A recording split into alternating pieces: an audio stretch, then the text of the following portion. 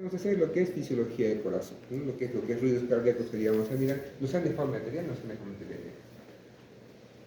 Allá me han dejado hasta el café. Así tanto tiene que el corazón. Antes se hacía un experimento en lo que es con una ranita, ¿no? Agarraba la ranita, ¿no? Una vez que igualito se le hacía una destrucción en la cabecita y rápidamente se le abrían y se le sacaban el corazón y se le ponía el lactato, estatorrina o lactato. ¿Para qué? Para que el corazón siga latiendo y vea lo que es el automatismo cardíaco. Eso se hacía antes en la práctica, ¿no? Entonces, ¿qué propone la guía? Si han estado leyendo en la parte de fisiología del corazón, se propone entrar a lo que es el FisioEx. Entonces, ese FisioEx es un laboratorio virtual para poder mirar esas cosas. Entonces, desde ya les digo que no sé cómo harán los demás grupos. Yo me compro mi cuenta, ¿no? De lo que es el FisioEx para que ustedes también les voy a compartir para que ustedes puedan ingresar. Desde ya les digo, miren, vamos a entrar a ese FisioEx para que puedan mirar. Entonces, ¿dónde lo voy a poner eso? Lo voy a poner en el aula virtual. Entonces, pone FisioEx 10, entramos ahí, y como ya, bueno, que está grabado ya en mi cuenta, ¿no? Entramos acá, ¡ay, qué osado! Así está más raro. Así. ¿Por qué me puse esto? Está normal así bien. No. Acá es, ¿no? Ahí está. Yo dije, hasta ya te dije ya. Entonces, este es un laboratorio virtual, pues, ¿no? Toda esa parte. De todo lo que es la ranita, cosas así, se ha vuelto virtual. Y tiene sus pros, sus contras, ¿no? Obviamente ya sabemos qué va a suceder, pues, en cambio en la ranita ahí vamos viendo en vivo qué es lo que ha pasado. Sus pros y sus contras, pero bueno, como dice la guía, van a irse a lo que es la parte de, lo que es la parte de acá. Ejercicios de fisiología cardiovascular. Y acá, por ejemplo, ya les subí la guía. ¿Dios tiene la guía? Sí, ¿no? Sí. ¿Dónde van? A la parte de actividad 3. ¿Qué quiere decir? Para mirar lo que es la frecuencia cardíaca en relación a la temperatura. Acá pueden ir nomás, ¿no? Después ya no es necesario que llenen las preguntas.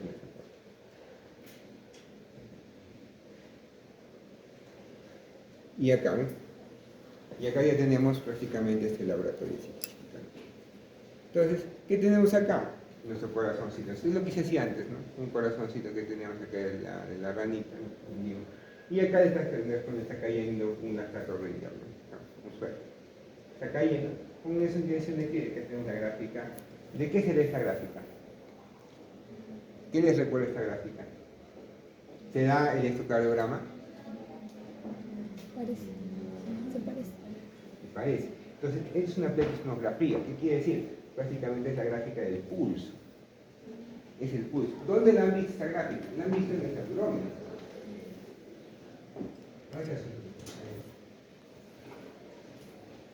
¿Alguna vez han visto el abdomen así? Esta parte de acá. En COVID, al menos todos eran que se acuerdan, ¿cierto? Entonces, cuando nos hemos puesto nuestro dedito, ahí abajito, han visto esa gráfica, ¿no? Acá abajito. Creo que esto se llama la 93. Una vez me pongo un saturómetro y saturó 85. Y así me di cuenta que tenía COVID. Qué raro. Juan a mirarme. Y no había dado nunca el COVID. Y voy y tenía COVID. Yo normal, nunca hice oxígeno, ¿no? Y finalizando el COVID. Como me dolía la garganta, ¿no? Entonces, se han dado cuenta. Entonces es una pletismografía, ¿no? Es la gráfica de nuestro pulsito. No es un EKG, es lo que, la gráfica de nuestra onda de pulso. Entonces, una otra pregunta es, ¿el pulso es igual que la frecuencia cardíaca? Es diferente, ¿no? Pero en cuestiones prácticas lo vamos a considerar casi similar, ¿no? Pero no es lo mismo, ¿no? Si yo quiero ver la frecuencia cardíaca, ¿cómo tendría que hacer? Realmente tendría que poner mi estetoscopio y escuchar el latido del corazón, ¿no? Y más aún, si yo quiero saber perfectamente cuánto es mi frecuencia cardíaca, ya tendría que ir mucho más allá, sacar un electrocardiograma y ver la gráfica justamente de nuestro corazón. Entonces, esto no es, por ejemplo, ya hemos comentado que no es la parte de nuestro EKG. Entonces, acá tenemos una serie de sueros, ¿no? Como 33 grados, 23 grados, 5 grados. Entonces, supuestamente, cuando nosotros vamos a agregar un lactato frío, ¿qué va a pasar? Una persona va al congelamiento, por ejemplo, cuando baja la cantidad de temperatura, ¿ves? Se está agregando, por ejemplo, ahí. Entonces, ¿qué va a pasar? Comienza a disminuir la frecuencia cardíaca. Pues comienza a disminuir hasta el 52, 51. ¿Eso qué pasa? ¿Y qué pasa si yo le pongo un lactato Ringer más calientito? Quiere que se estabilice un rato. Quiere que entremos a 23 grados. Ya está 51, otra vez está aumentando. Y si le aumento ya a más calientito, comienza a latir mucho más rápido, ¿no? Comienza a aumentar mucho más la frecuencia cardíaca.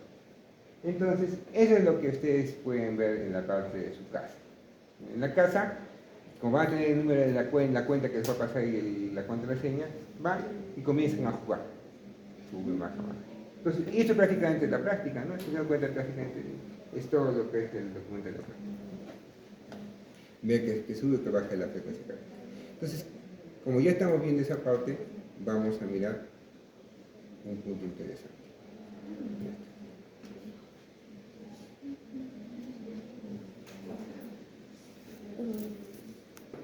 Entonces, en su casa comienzan a jugar. Entonces, ¿qué voy a hacer con ustedes? Ustedes les voy a dar días pares y a los compañeros les voy a dar días impares. ¿Qué quiere decir? Para que puedan ingresar esos días, ¿no? Para que no se crucen con otro grupo. No hace que se empiecen a entrar, digamos, en el mismo rato, con 2 personas, 3 personas que van a bloquear la cuenta. Entonces, mejor les digo, pares. Ustedes, yo les pongo ahí, entrar por favor lunes, miércoles, para que puedan ingresar ahí, ¿ya? Entonces, ahora sí vamos a hablar un poco de teoría de lo que es fisiología de corazón y algunas cosas que tenemos que saber. La fisiología cardiovascular es muy interesante, ¿no? Pues estábamos haciendo con los compañeros ayer en el hospital.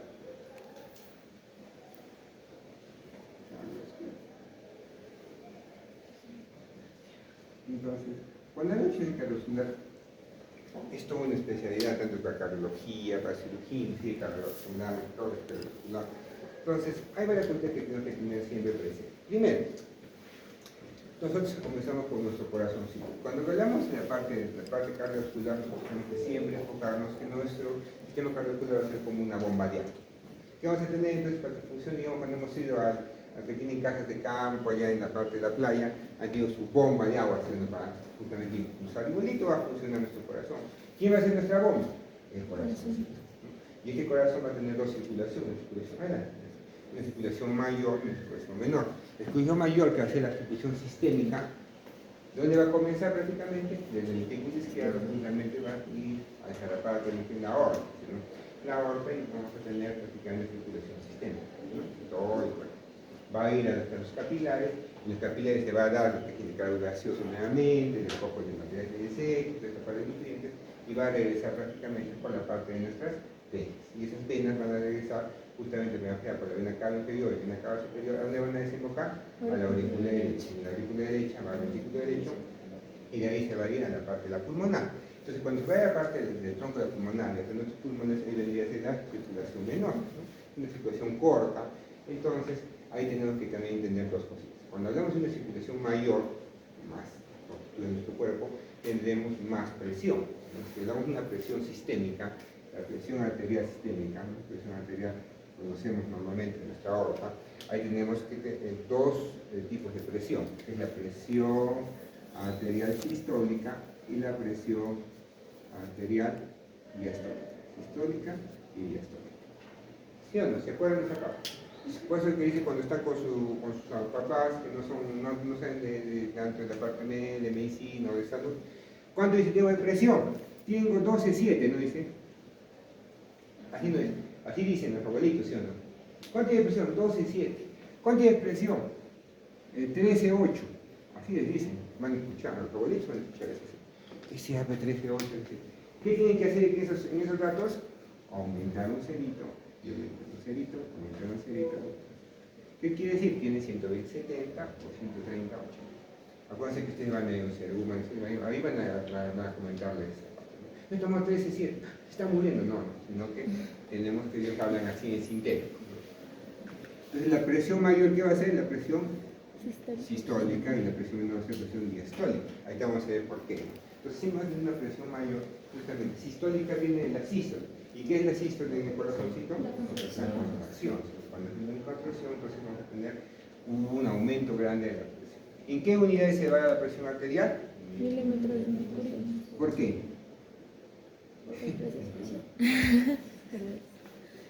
No, es algo establecido a nivel internacional, los niveles de mercurio. Pero acuérdense, cuando hablamos en medicina, tenemos dos tipos de presión que se van a ver. Lo que es en milímetros de mercurio, y la otra unidad, ¿cuál va a ser? Acuérdense que va a haber centímetros de agua. Dos tipos de presión. Centímetros de agua y milímetros de mercurio.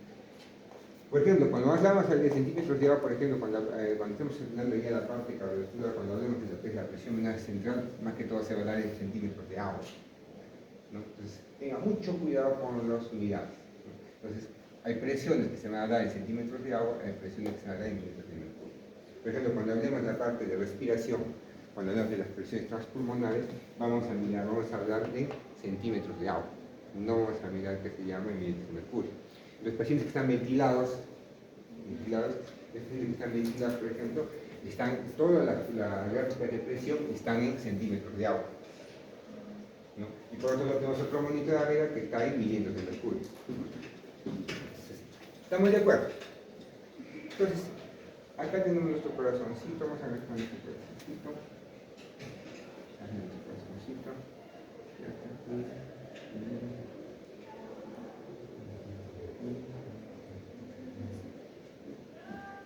Entonces, ¿qué es lo principal? Tenemos acá presión arterial sistólica y diastólica. ¿De dónde va a salir esa presión? Justamente en nuestro tronco de la aorta. Por ahí va a salir nuestra presión, obviamente sistémica, nuestra presión de 120/70, por ejemplo, la presión sistólica y la presión diastólica.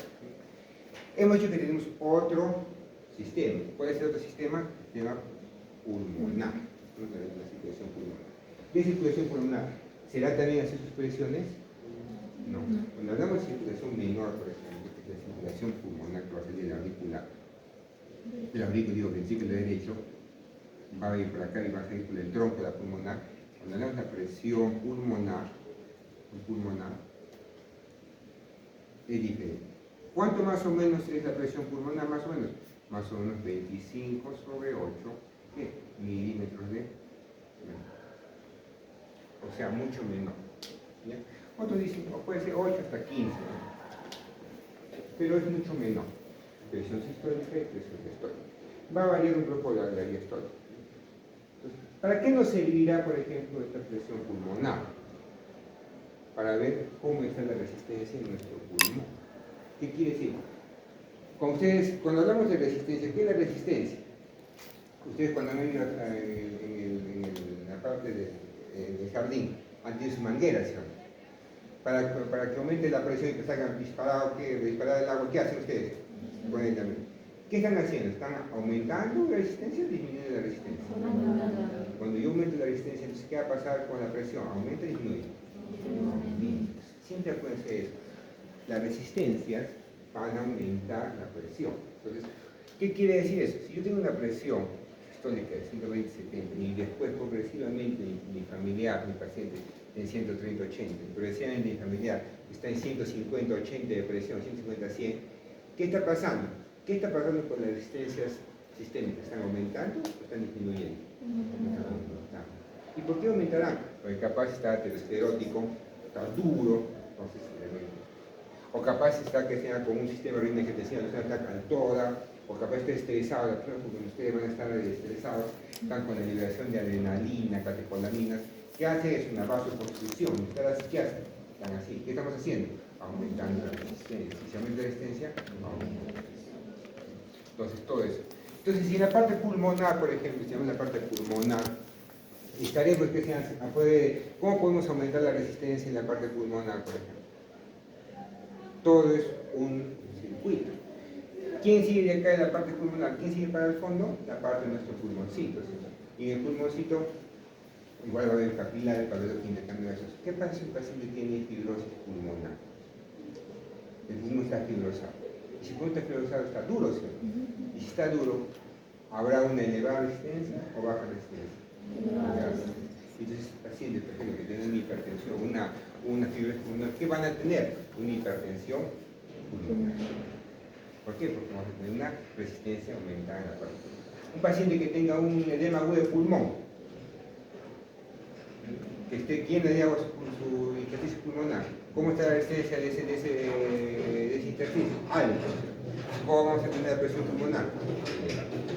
Todas estas gráficas de tensiones se hacen mediante un dispositivo. Esto va a traer la parte la próxima clase. ¿Cómo es ese dispositivo? Se pone un dispositivo acá y chan, viene por acá así, chan. Es como un globito, así un globito. Y ese globito se viene por acá, chan. Y este globito se va a enclavar justamente en una parte de nuestra arteria pulmonar. ¿Cómo se llama ese catéter? Van a buscar la tarea para el próximo, la próxima clase, es que ustedes puedan estudiar para qué sirve el catéter de Swan-Ganz. Swan-Ganz. Catéter de Swan-Ganz. ¿Bien? Y yo les voy explicando para que vean lo que es presión. Ahorita vamos a ver lo que es presión.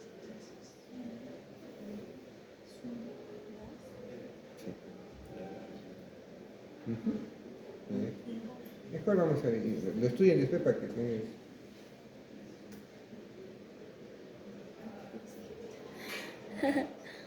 Ya, para que miren. Este dispositivo, miren cómo viene este dispositivo. Un largo catéter. Yo lo tengo este catéter, lo voy a tener para que puedan mirar. ¿Qué se hace con este catéter? Se pone por la vena, bueno, subclavia, por ejemplo, o la língula interna. ¿Y qué va a pasar con ese catéter? ¿Hasta dónde va a ir? ¿Dónde está? Está muy cargado. Ahí está Wikipedia.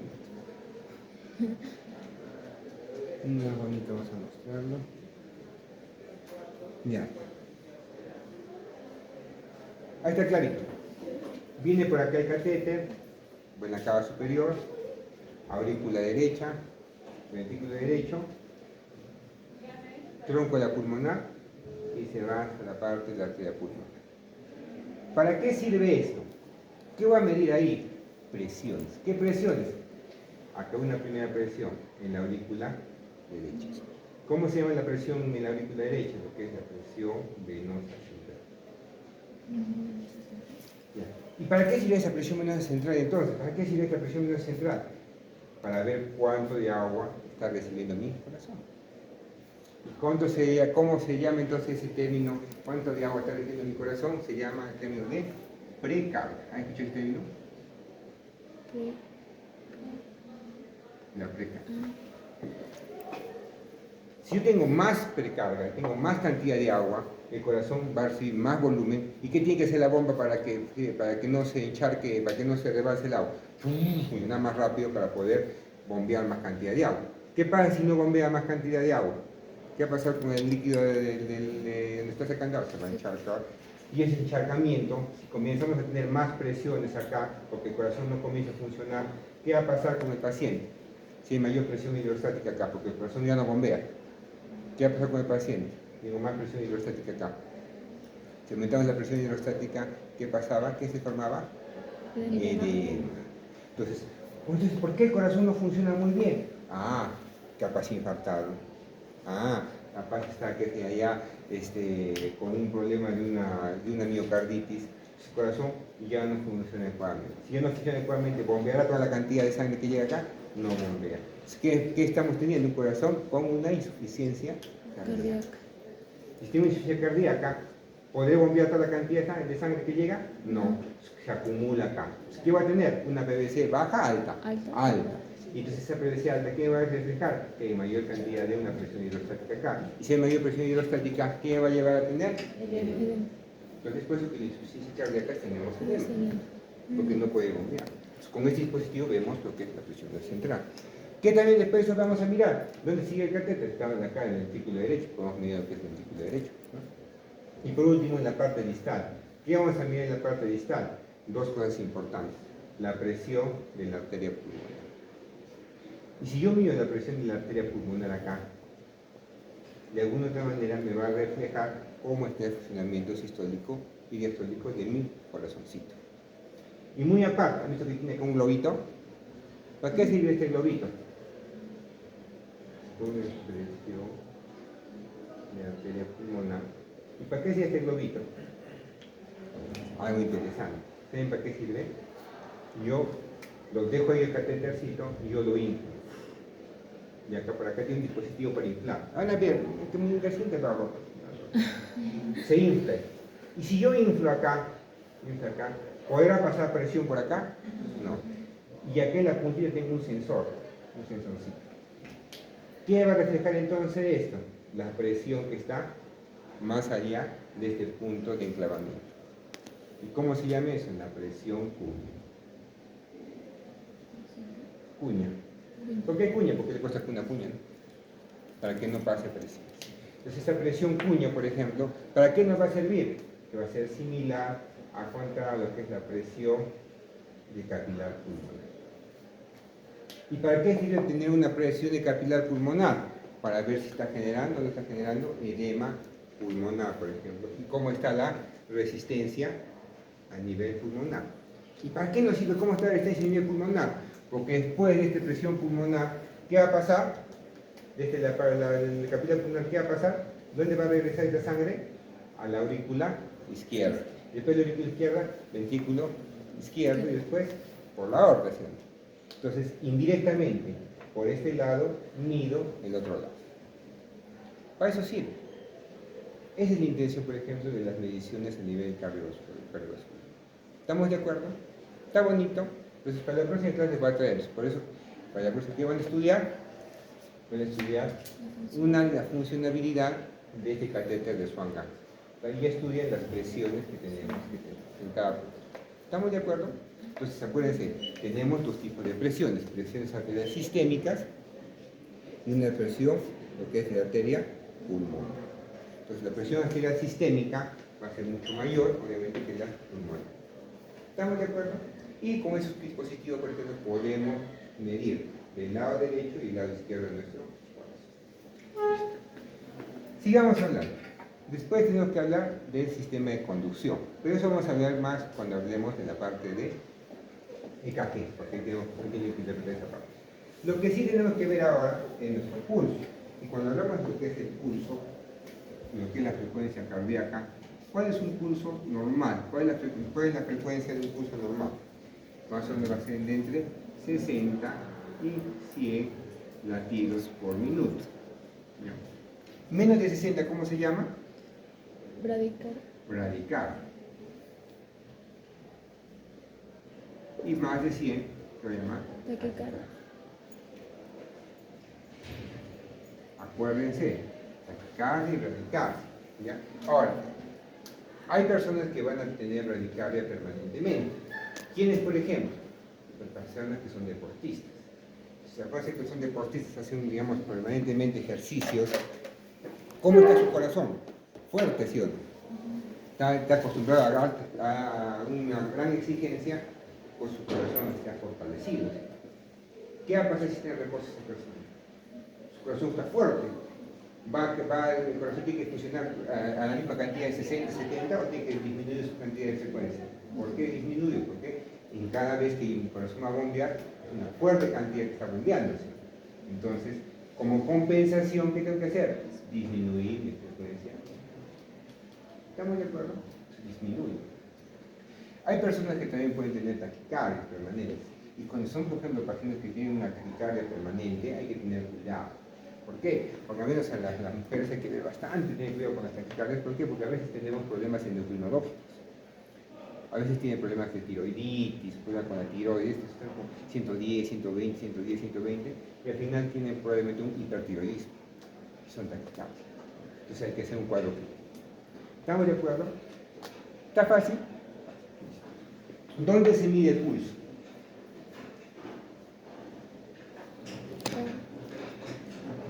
En todos sitios donde hay una arteria. En todos sitios donde hay arterias. ¿Dónde tenemos arterias comúnmente? acá en la arteria radial, en la genital, la Femoral. femoral, la femoral, en la parte de carotidia, ¿no? En la peria. ¿Ah, ¿se han tocado alguna vez su arteria peria? Van a ir a su casa en la noche y van a tocar su arteria peria. Fuerte es. Entre la parte del primer y segundo dedo, ahí van a ir en la parte superior y van a tocar su arteria peria. Sí, fuerte es. Hasta ahí ponemos línea arteria. ¿Estamos de acuerdo? Ahí van a tocar. ¿Cuál es la más común? La arteria radial, ¿no? El pulso radial. Es el más común. Y el que sigue, digamos, para lo que es palpar lo que es el pulso, ¿cuál es? La arteria humeral, con la que es la braquial. Acá palpamos lo que es el pulso generalmente, no. ¿Para qué sentimos acá lo que es el pulso? Para la toma de lo que es la presión arterial. Ahí sí palpamos el pulso, pero no para poder decir cuánto tiene frecuencia cardíaca, sino para definir dónde voy a poner mi estetoscopio para poder medir mi presión arterial. ¿Estamos de acuerdo? ¿Dónde vamos a medir el pulso? En la parte de la carótida. ¿Y dónde van a ver bastante la parte de la carótida? Cuando ustedes hagan lo que es el RCP. Cuando hagan la reanimación cardiopulmonar, ¿qué dice? Van a tener que palpar el pulso en la arteria carótida. Obviamente, si el paciente está en parada cardíaca o está preparada cardíaca, está con un pulso filiforme, bien suavecito las justas. Entonces, acá no van a sentir ni pico de pulso, tienen que buscar arterias de gran calibre. La arteria carótida o la arteria femoral. Más rápido y no van a quitar. No, eso pasa, ¿no? Ya detrás que sean queriendo que al padre digamos, la arteria femoral van a decir que vas a querer hacerle algo a esta persona, hay que tener cuidado esa parte. Del cambio en la parte superior no hay problema, van a poder palpar la arteria carótida. ¿Estamos de acuerdo? Entonces acuérdense, hay muchos sitios de palpar. Cuando hablamos ahora sí de lo que es la medición de la presión arterial, acuérdense que cuando nosotros tenemos ya nuestro equipito, lo que es el humano, aquí vamos a practicar ya.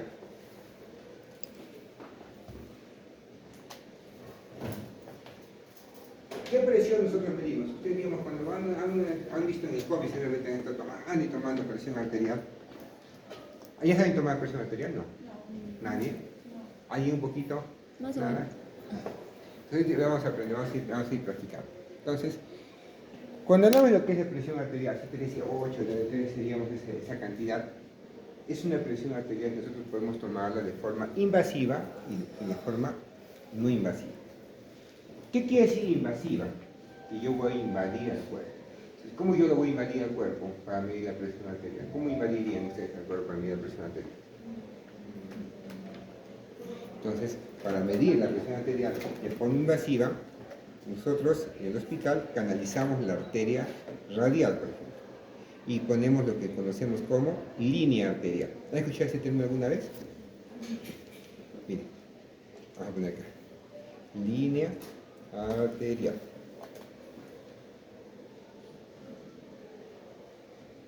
Acá se canaliza con un calcí, como han puesto una vía, alguna vez han puesto una vía ustedes en su venita. Idéntico, pero nosotros canalizamos ¿quién? La arteria. ¿Y eso dónde va a ir? Va a ir directamente a dónde? A un monito. ¿Acá bien? ¿Está grande acá? Ojalá que sí.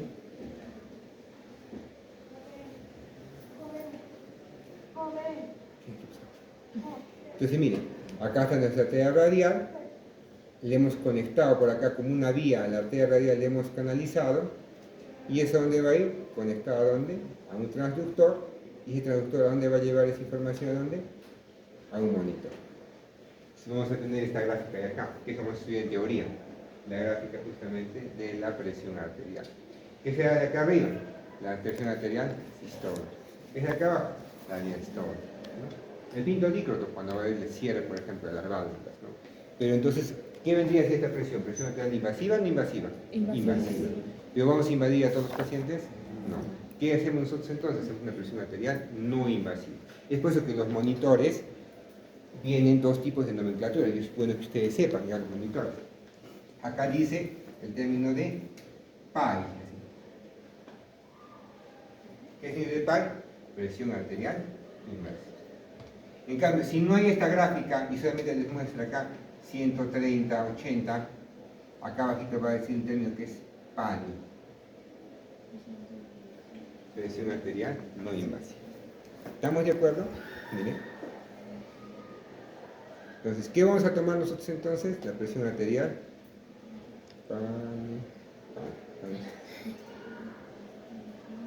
Monitor. Ahí estamos acá.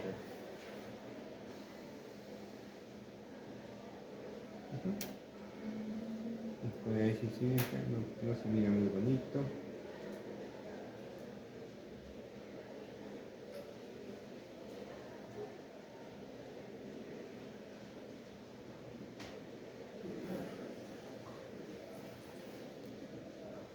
Aunque no se mira muy bien, pero no sé si se mira bien acá. Acá ven. Pan. Cuando vean presión arterial no invasiva. Para que me crean. Es que son los monitores que miden acá. EKG, presión arterial no invasiva, saturación de oxígeno, temperatura y respiración. Todo eso mismo. ¿Se dan cuenta? Entonces, para que siempre. Entonces, cuando hablamos ya de la presión arterial no invasiva, ¿qué vamos a medir? Los ruidos de Korokov. ¿Has hecho los ruidos de Korokov? Entonces, eso en teoría además lo vamos a profundizar, pero es para la práctica. ¿Qué quiere decir? ¿Qué vamos a hacer? Vamos a agarrar nuestro tensiómetro. ¿Cuál es nuestro tensiómetro? Esta parte de acá.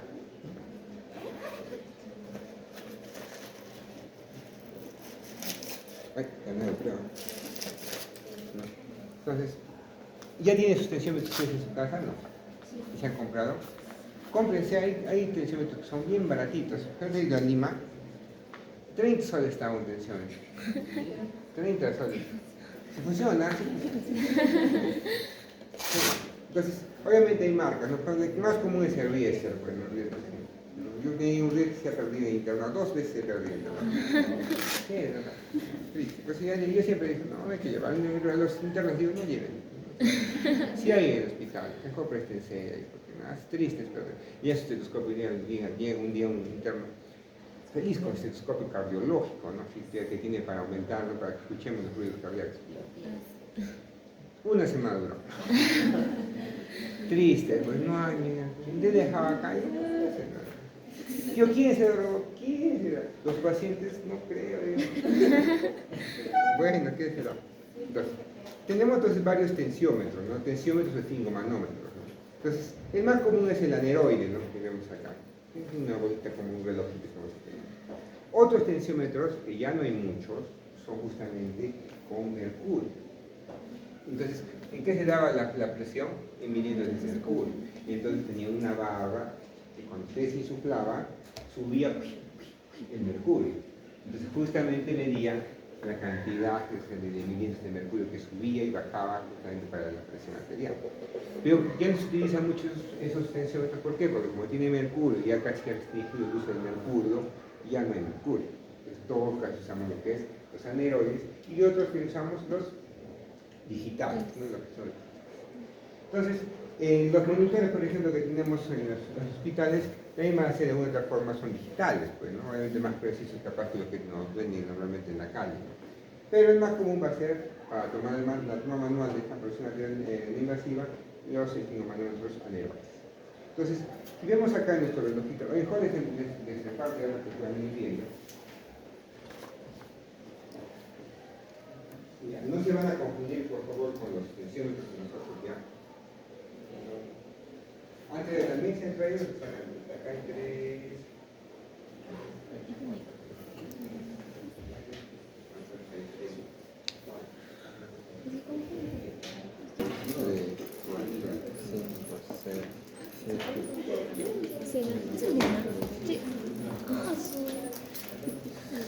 Presa.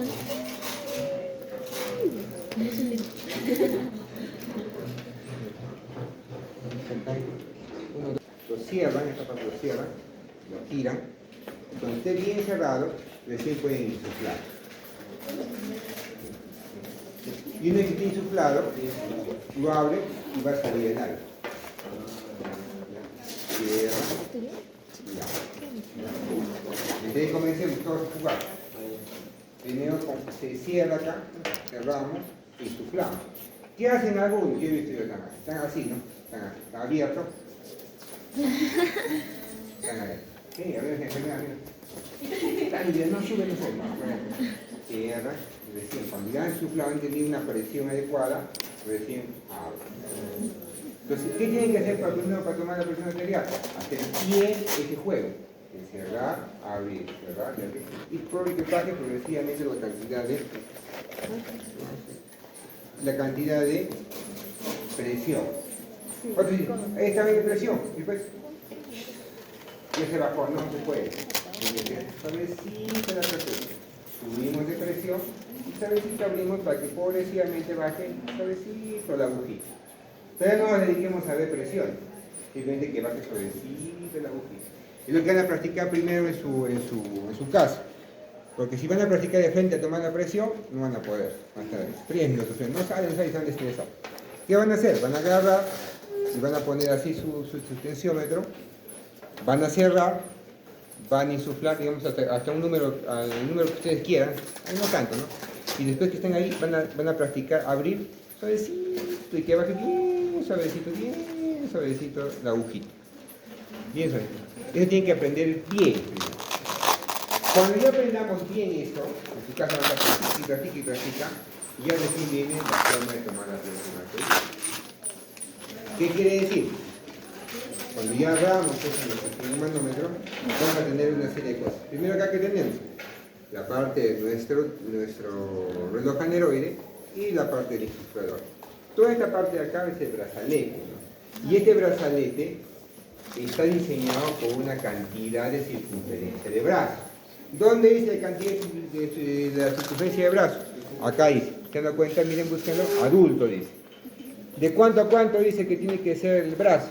De 24 a 32 centímetros. ¿Han visto? De 24 a 32 centímetros. 24 a 32 centímetros. ¿Han visto, no? Sí. ¿Qué quiere decir? Si es muy grande, muy chiquitito, digamos, el bracito, y yo le pongo este tensiómetro, me va a falsear, obviamente, la información. Si han visto a las personas que son gorditas, así no me las justo, así lo están poniendo. Así. Entonces van a tener una presión arterial no adecuada. Hay tablas de corrección, ¿ya? Pero generalmente no se usan en la práctica clínica. Entonces, como todos somos una contextura normal, entonces nos va a servir ese tensiómetro. Siguiente cosa que tienen que ver. Todo tensiómetro o esfingomanómetro, que lo dicen, que llaman, tiene una rayita acá. ¿Se dan cuenta? ¿Para qué sirve esta rayita? Es el lugar donde va a ir su arteria. Entonces, si están tomando la presión en la arteria humeral, ¿dónde tendrá que ir? Si yo pauto acá la arteria humeral, ¿dónde irá ese símbolo? En ese punto de ahí. Es la dirección de esta arteria humeral. ¿Estamos de acuerdo? ¿Está fácil? No la poner al revés. Así. ¿Estamos de acuerdo? Pues ya lo conocen en la intención. Ahora, ¿qué vas a conocer?